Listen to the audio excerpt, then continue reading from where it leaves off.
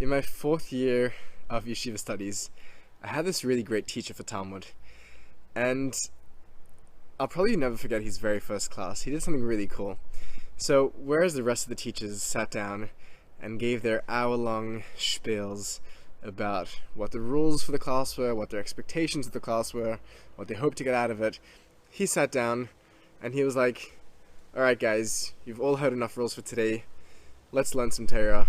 Cracked open his Talmud and began with the very first Mishnah. And that was really cool. And then on day two, he sat down and gave his hour-long introductory speech of rules, etc. It was a really great little teaching tactic.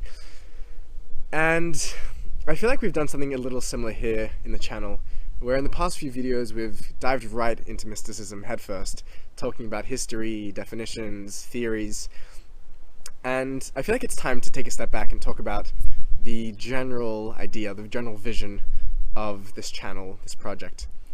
So, there's really two reasons. Initially, the main reason why I wanted to make the channel was simply because I was getting into this subject, and I wasn't doing it in university. And I just wanted people to discuss, to talk to bounce ideas off and with, and I hope that this would be a way to do it. And also to introduce people to the topic that weren't yet into it, but needed a sort of a new take on it to see what the value was in mysticism. That's number one, and I hope to continue doing that.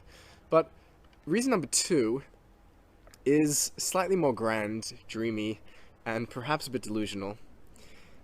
And that is that I want to, and it's going to be a bit poetic, so forgive me for that. I want to create a community of creators, a community of people who are still young at heart, who still have that fire of hope for humanity burning in their insides, who still have that naive, childlike messiah complex that hasn't yet been crushed by reality, or in all likelihood has already been crushed, but has been willfully resurrected to believe again. Those that have taken the effort to cultivate that naivety, to suspend their disbelief in humanity. I want to join minds with people like that, and if you're one of them, then I'm talking to you, to do some crowd thinking, to create together a story, a narrative, a model of reality through which we can frame our present lives. And one that is both intellectually rigorous and thorough, but at the same time one that's spiritually and emotionally powerful, resonant, and satisfying. And for this we really need each other, because it's a puzzle that we each bring our pieces to. The piece to the puzzle that I want to bring is what I find in the mystics of our collective history. I want to dig up those mystics to find the diamonds, because I think that their message of unity is one that we need in today's world, which is so fragmented and alienated. That message of cohesion, of harmony, together to live as a united organism instead of in competition, separate from one another. That's what I want to bring. But like, even in that very small yet vast and rich world of mysticism, in every other tradition besides for my own, which is Judaism, I'm just a tourist, a dilettante, a dabbler. So I need people that call Hinduism, Buddhism, Taoism, Christianity, Sufism home, to bring their diamonds, their puzzle pieces, to create that story together. And that's just in the field of mysticism and religion. We need people from every field, from every background, from every walk of life, to bring what inspires them, and to connect that with what inspires us, to together try and build this cohesive story which we can live with. One which looks out not just for those on top, but for the underdog, for the oppressed, for the marginalized, for the exploited. That's really, I think, what we need. And that's what I want to do with you guys. So here is how we're going to do it. I want to start by asking you to share something that inspires you, and by doing so, to put up your hand and say, "I'm in for this project." Because I bet there's something which you're passionate about, something which you know, which can help someone else, a message which someone else is waiting to hear. There is honestly so much bad and negativity and darkness which I don't want to focus on, which just pollutes our channels and airwaves and minds and platforms. And we got to start adding to the other side of that scale. There's this great image from the 12th century Spanish Jewish philosopher Maimonides, where he says that one must always picture themselves like a scale that's perfectly poised and balanced between, on the one side, darkness, evil, selfishness, and on the other side, the positive, the good, the bright, the redemptive. And that any one slight thought, deed, or action, speech or action, in either direction can either send both the person and their world tumbling into chaos, darkness, into a living hell, or can tip them in the other direction, into light, into peace, into love, justice, salvation. So we got to start adding to that other side of the scale. Now, what you're most likely telling yourself, if I can guess from my own experience, is that what you have isn't good enough, not ready enough, it's embarrassing, it's scary to share, and I know that's all true. But to be honest, the enemy of good is not evil. The enemy of good is perfection.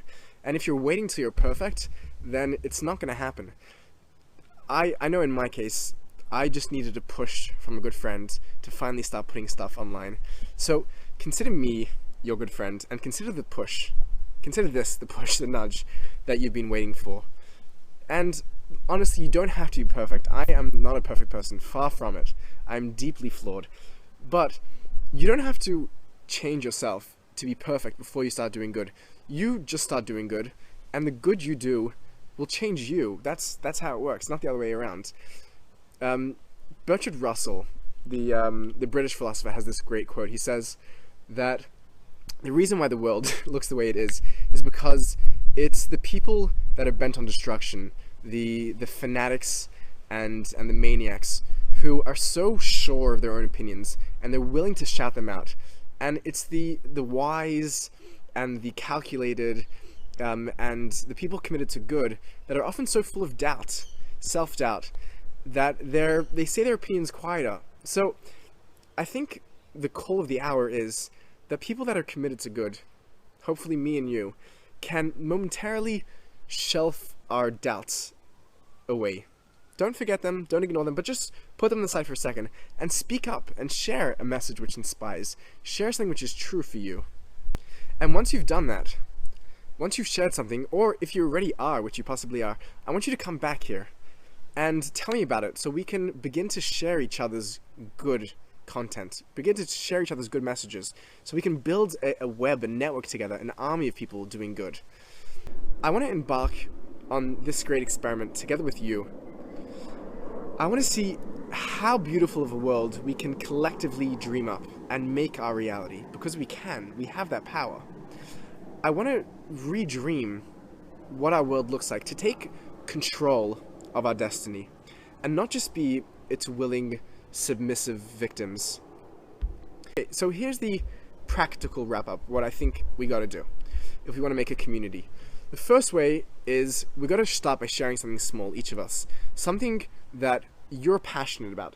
Something, and through whatever platform it is, you can post it, you can draw it up, you can make a song, you could talk about it, you could put it in text, in poetry, in video, whatever you're good at, whatever you feel comfortable with. Find that truth, that lesson, that thought which lifts you up, which gets you out of bed in the morning, which that idea which you fall back into when you need a push, when you need encouragement, when you're feeling down and low. One that has stood the test of time for you, because that is going to be a meaningful message for someone else as well that's in a rough spot. I want you to tag it, Project Unity, okay? Share it with your friends, ask them to do the same, to find that idea and share it, and then come back here, share it with me so that I can repost it, so we can begin to get this ball rolling and begin to create this network to brighten up what sometimes seems like a too dark of a world. And it's really not impossible.